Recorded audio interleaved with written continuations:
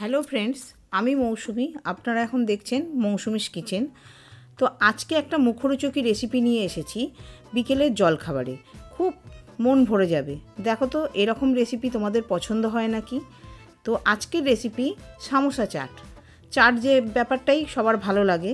তো প্রথমে একটা মিক্সিং জার নিয়ে তার মধ্যে ধনে, জিরে, আদা, রসুন, শুকনো লঙ্কা, কাঁচা লঙ্কা, টমেটো, গরম মশলা দিয়ে আমি একটা স্মুথ পেস্ট করে নেব। দেখো স্মুথ পেস্টটা হয়েও গেছে। তারপরেই আমি গ্যাসে কড়াটা বসিয়ে দিলাম, দিয়ে অল্প একটু তেল নিলাম, নিয়ে ওর মধ্যে আমি কিছু নারকেল কুচিয়ে রেখেছিলাম। এই নারকেলটা দিয়ে আমি একটু নারকেলটাকে ব্রাউনিশ করে ভেজে নেব।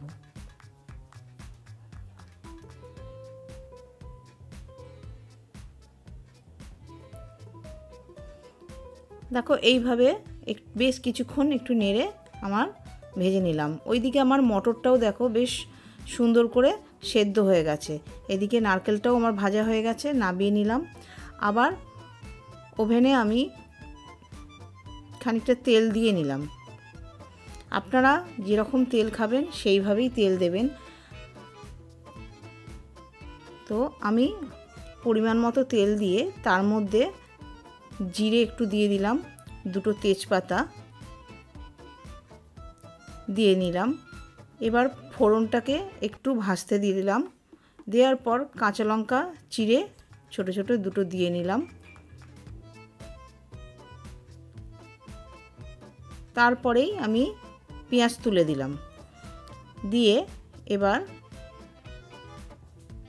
পেঁয়াজটাকে একটু লালচে মতো করে ভেজে নেব। এবার পেঁয়াজের ওপর একটু নুন দিলাম। নুন দেওয়ার ফলে তাড়াতাড়ি পেঁয়াজটা ভাজা হয়ে যাবে। তো দেখো আমি এইভাবে পেঁয়াজটা ভেজে নিলাম। ব্যাস আমার পেঁয়াজটা ভাজা হয়ে গেছে। ওর ওপরে যে পেস্টটা আমি মশলার করে রেখেছিলাম দেখো আমি মোটামুটি দিয়ে দিলাম।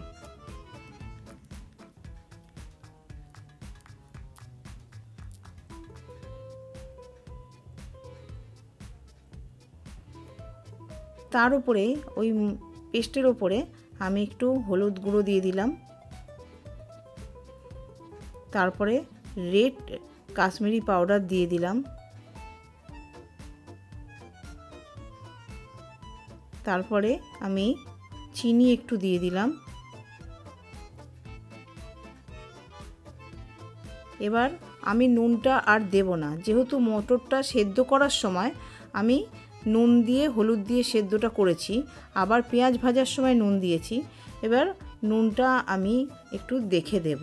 তার দেখো এই মশলাটা কষতে কষতে আমি নারকেলটা দিয়ে দিলাম, যাতে নারকেলের জুসটা মশলার সঙ্গে মিক্সড হয়ে যায়, তাহলে খেতেও সুন্দর লাগবে।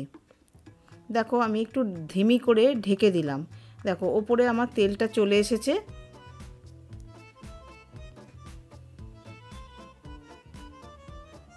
এর ওপরে আমি অল্প করে একটু জল দিলাম।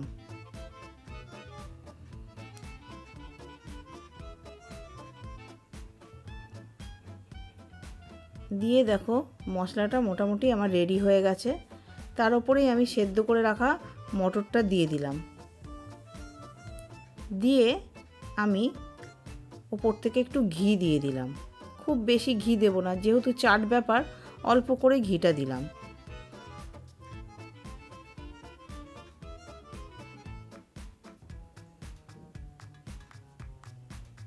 ঘিটা দেওয়ার পরে আমি একটু ঘুগনিটা ফুটিয়ে নেব। একটু নেড়ে চেড়ে দিলাম। দেওয়ার পরে আর একটু জল দিলাম, কারণ চাটের মধ্যে ঘুগনিটা আবার টাইট ঘুগনি চলে না, তাই একটু পাতলা রাখতে হবে। তো আবার একটু জল দিলাম, দিয়ে ঢাকা দিয়ে আমি ওটা ফুটতে দিলাম। দেখো আমার ঘুগনিটা ফোটাও হয়ে গেছে, ওপরে তেলও চলে এসেছে। আমার ঘুগনিটা মোটামুটি রেডি হয়ে গেল। এবার আবার কড়াটা ধুয়ে গ্যাসে বসিয়ে দিলাম। মোটামুটি বসিয়ে দিয়ে কিছু শুকনো লঙ্কা আর জিরে আমি দিয়ে ভেজে নিলাম। দেখো এইভাবে নেড়ে নেড়ে, খুব বেশি ভাজবো না, এইভাবে নেড়ে চেড়ে ভেজে নিলাম। ভেজে নিয়ে মিক্সিং জারে আমি নিয়ে নিলাম, নিয়ে আমি গুঁড়ো করে রেখে দিলাম। তারপরে আমি দুটো সামোসা নিয়ে নিলাম।